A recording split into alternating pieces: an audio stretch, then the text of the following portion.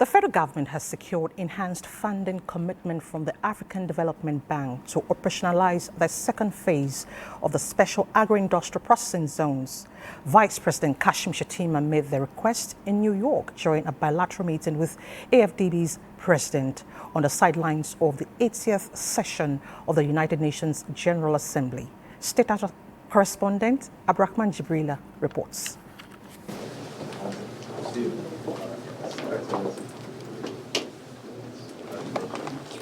The Special Agro-Processing Zone Phase 2 expected to scale up climate-resilient infrastructure and inclusive agro-industrial growth across an additional 24 states, expanding from initial 8 states and the FCT, aimed at diversifying Nigeria's mono-product economy to value-added agricultural exports.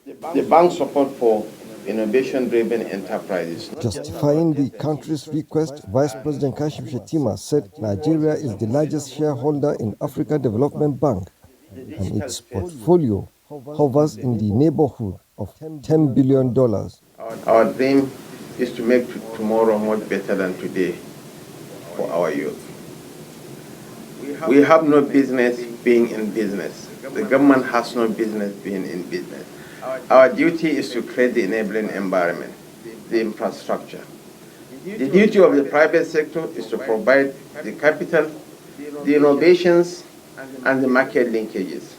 And our youth, who constitute the bulk of our population. It might interest you, Your Excellency, to know that the average age of the Nigerian nation is 16.9.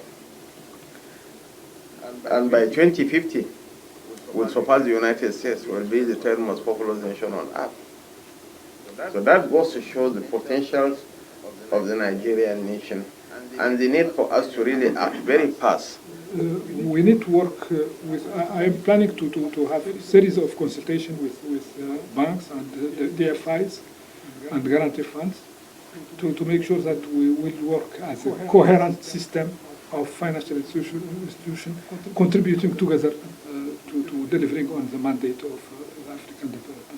AfDB's president assured that under his leadership, the bank will spare no effort to provide Nigeria with the support it deserves in terms of developing its human capital. Earlier, Vice President Kashim Shettima held a bilateral meeting with the Prime Minister of St. Kitts and Nevis, Dr. Terence Drew, where they recommitted to strengthening economic and cultural ties. Going forward, we should have a robust engagement and understanding. We should stand by each other. We should stand for one another. We should stand on each other's interests.